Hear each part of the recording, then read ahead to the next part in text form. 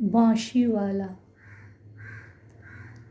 ওগো বাঁশিওয়ালা, বাজাও তোমার বাঁশি, শুনি আমার নতুন নাম। এই বলে তোমাকে প্রথম চিঠি লিখেছি, মনে আছে তো? আমি তোমার বাংলাদেশের মেয়ে। সৃষ্টিকর্তা পুরো সময় দেননি আমাকে মানুষ করে গড়তে, রেখেছেন আধা আধি করে।